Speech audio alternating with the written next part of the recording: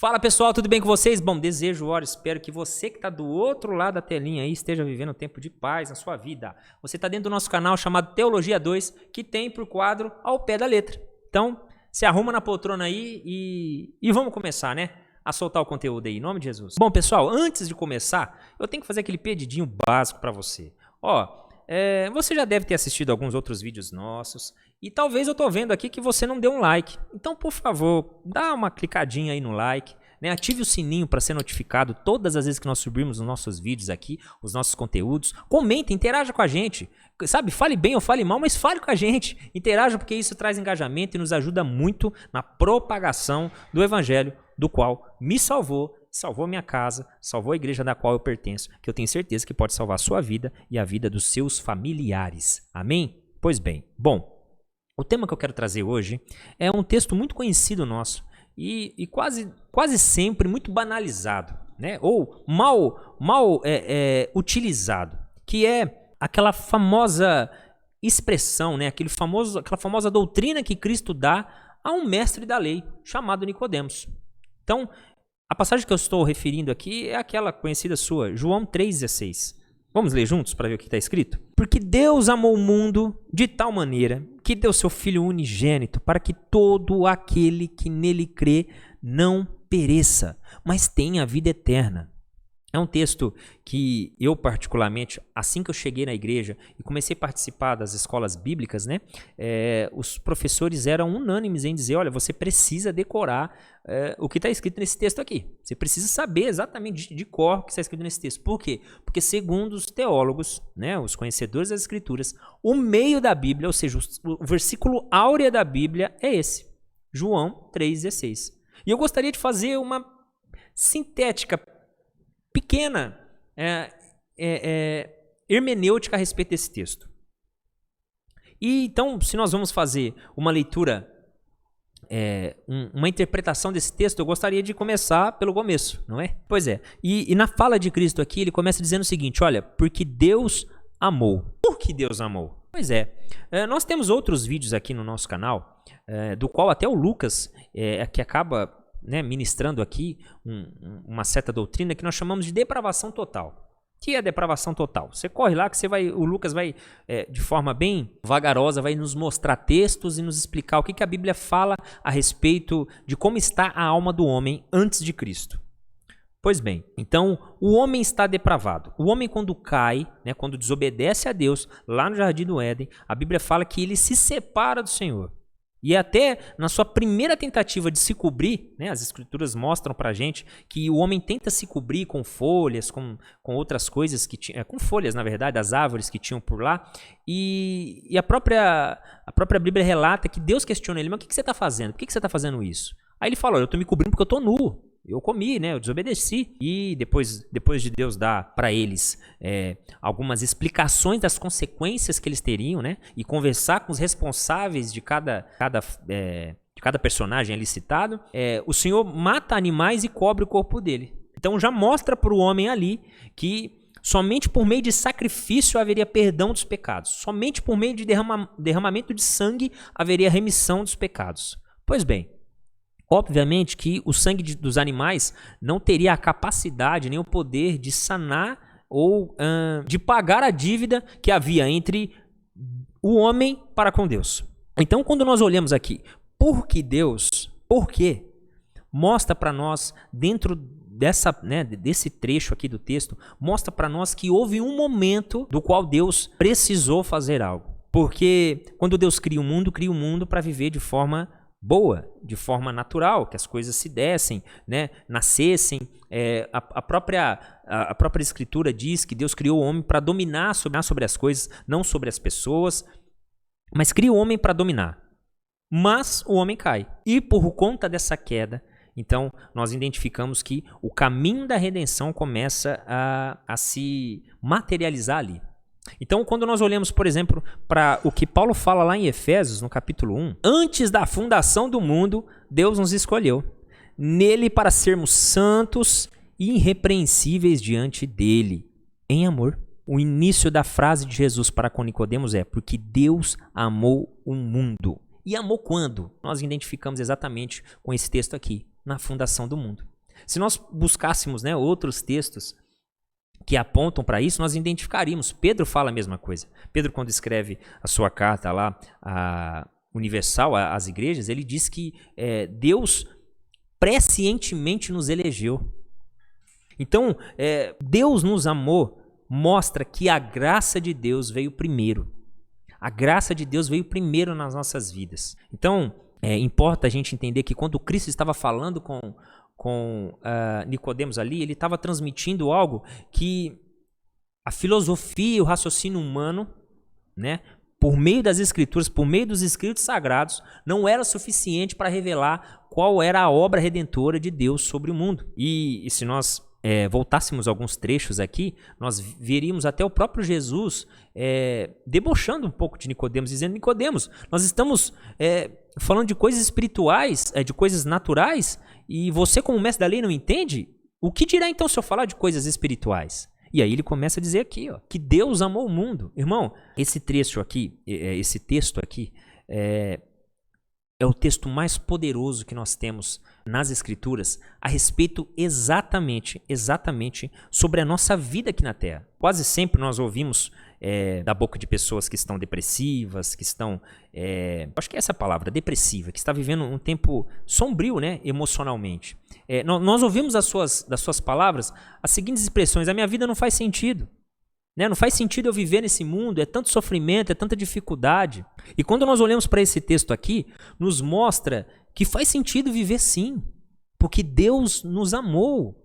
E talvez, né, se por alguma razão ou por alguma coincidência um ateu está assistindo esse vídeo aqui, ele pode estar me questionando: mas por que então Deus não se apresenta para mim? Por que Deus não se materializa para mim?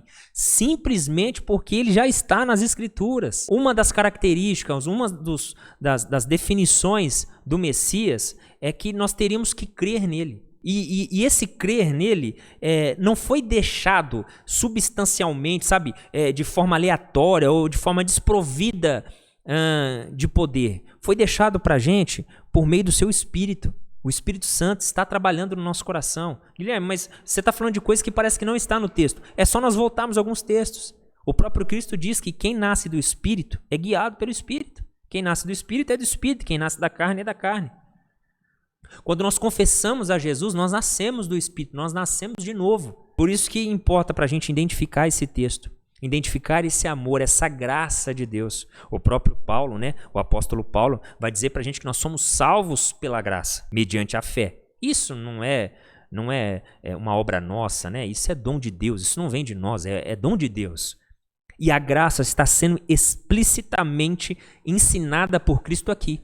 Porque Deus amou o mundo.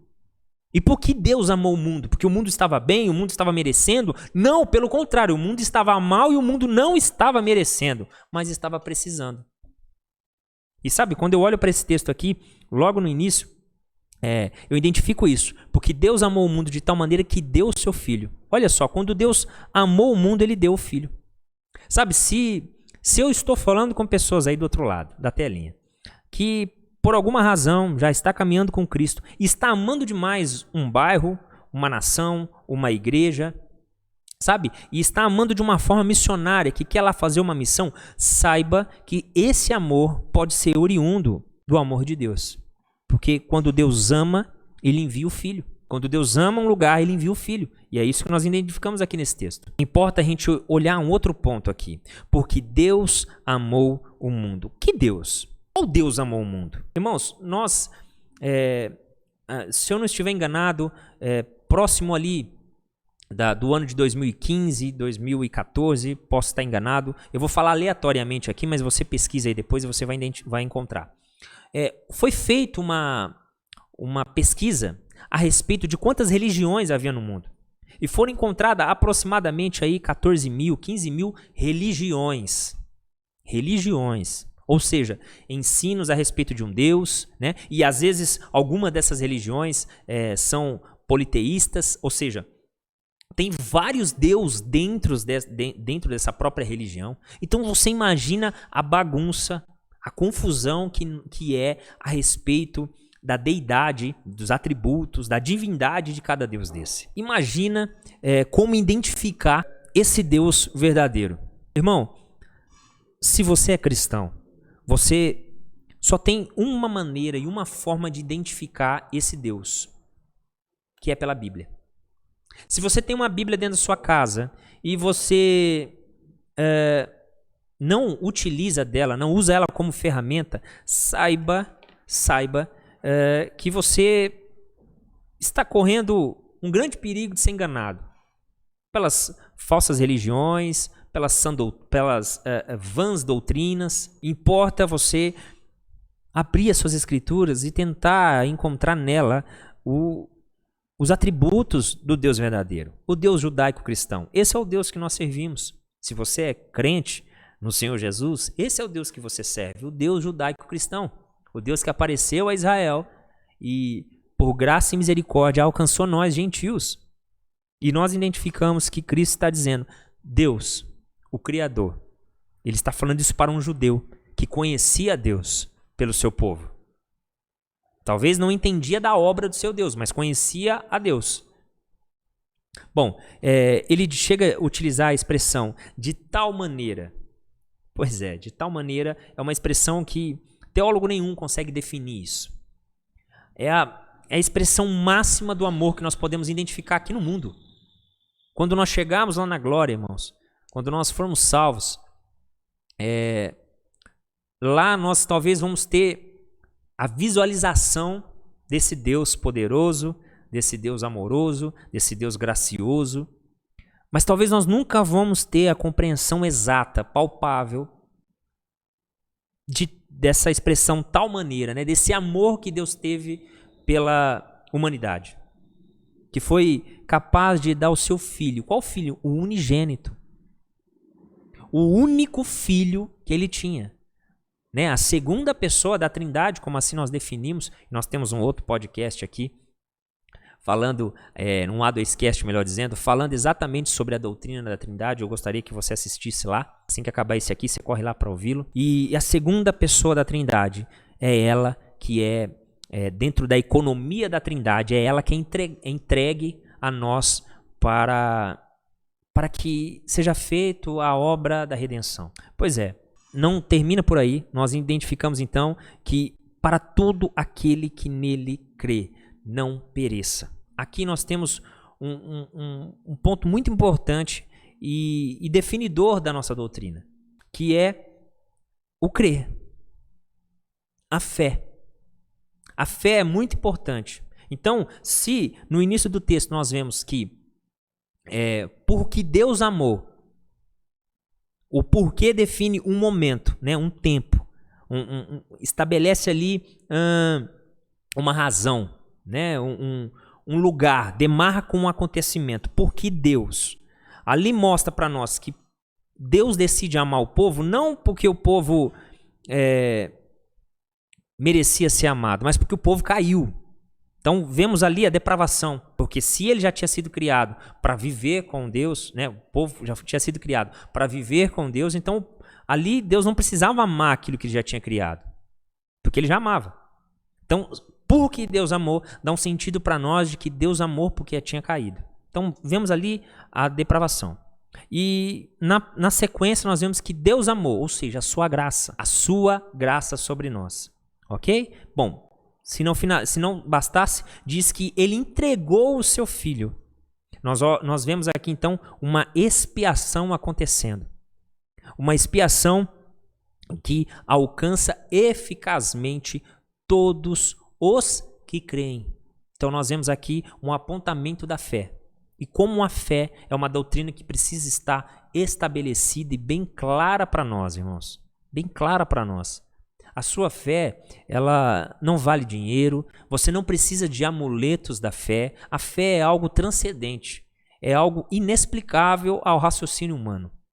Eu sei que alguns utilizam da expressão fé para enganar as pessoas, né? Para dizer para você, fé é isso mesmo, engole do jeito que eu estou te falando e pronto, acabou, você tem que acreditar no que eu estou falando e é isso. E às vezes acaba banalizando, né? Essa doutrina, essa expressão bíblica que é tão poderosa e tão necessária para a redenção na minha vida, que é a fé, o crer em Jesus. O crer não está limitado a simplesmente dizer que você acredita que Jesus é o Filho de Deus. Mas o crer está condicionado diretamente com o nascimento de novo. Um novo nascimento, melhor dizendo, né? Está condicionado diretamente com uma transformação na sua vida. Você crê e automaticamente, simultaneamente, ou obrigatoriamente, né, melhor dizendo, a sua vida muda. Se você crê em Jesus, você se transforma em algo novo, em uma nova criatura, em algo que não era o que fazia antes. Pois é, como está dizendo aqui no texto, para que ele não pereça. Perecer aonde? Irmão, no lago de fogo, no inferno. Meu amigo, saiba que para ir para o inferno, eu já disse isso em algum momento, mas eu repito novamente, para ir para o inferno não precisa de ser feito nada. Eu e você não precisamos fazer nada para irmos para o inferno. Basta não fazermos nada. Basta ouvirmos as Escrituras, ouvirmos a pregação do Evangelho e ficarmos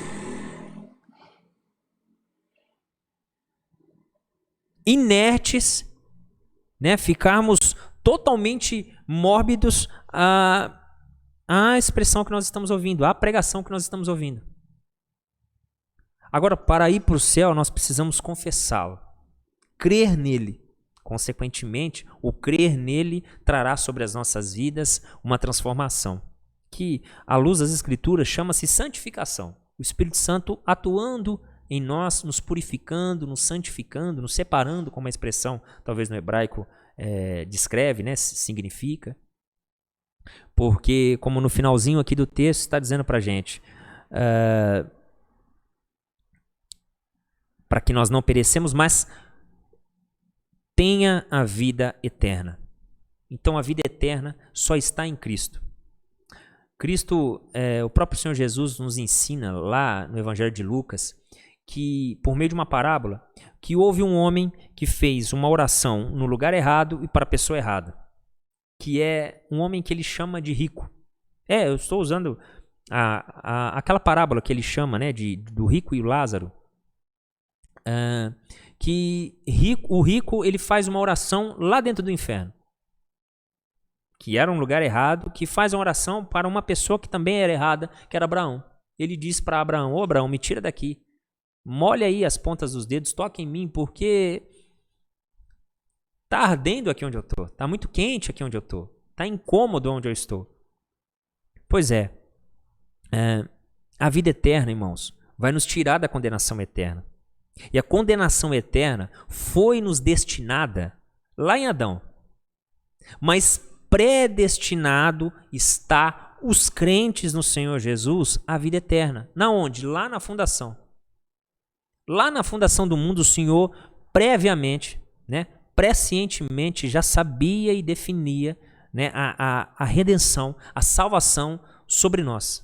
Então, esse texto é um texto, talvez, como eu disse, muito utilizado, mas mal compreendido e às vezes até banalizado em alguns pontos, que alguns utilizam só para expressar o tamanho do amor de Deus pelo mundo e esquecem de defini-lo como o texto base para nós. A pregação do Evangelho só é possível, só estou pregando esse Evangelho porque Deus me amou. E por que Deus me amou? Porque eu caí. Porque eu já fui criado em amor. Eu já tinha sido criado e a própria Escritura diz que quando Deus criou o homem, viu que isso era muito bom. Então Deus já amava a criação do homem, mas o homem caiu. E quando o homem cai, então Deus o ama. Decide o restaurá-lo, decide trazê-lo para ele novamente. E essa obra é totalmente dele. Não é uma obra nossa, nós não conseguimos atrair os olhos de Deus para nós devido à nossa dificuldade ou porque nós fizemos uma cara de coitados. Não, nós identificamos que Deus nos amou. Você que está assistindo esse vídeo aí, saiba que Deus te amou. Se você coincidentemente veio parar desse outro lado da tela aí, saiba que Deus te amou. E esse não é um amor que substitui os outros amores. Porque o seu marido não te ama, os seus pais não te amam, os seus amigos não te amam, então busca o amor de Deus, porque esse nunca te abandona. Não, esse é o amor primário. É o primeiro amor que nós não devemos negar e nem desconhecer. É o primeiro amor que nós devemos conhecer e reconhecer todos os dias das nossas vidas, porque esse amor muda a nossa forma de amar. E esse amor muda os nossos amores aqui na terra. Porque Deus nos amou, e à medida que Ele nos amou, Ele entregou o seu Filho. E à medida que Ele entregou o seu Filho, Ele entregou para que nós crescêssemos nessa obra. E importa a gente entender esse texto. Okay? Pessoal, se você ficou até agora aqui no nosso vídeo, eu vou pedir para você um favorzinho muito básico, que você comente, que você deixe aí, né, as suas opiniões, os seus comentários, dê também o seu like, que você ative o sininho, né, que esse conteúdo abençoe mesmo a sua vida. A nossa razão, o meu motivo de estar fazendo o que eu faço aqui é simplesmente a propagação do Evangelho. Eu estou descendo para que Cristo cresça. E como você pode ver, eu estou vivendo um momento na minha vida bem apertado, bem desafiador, mas isso não vai me impedir de trazer conteúdos de relevância aqui para a sua vida.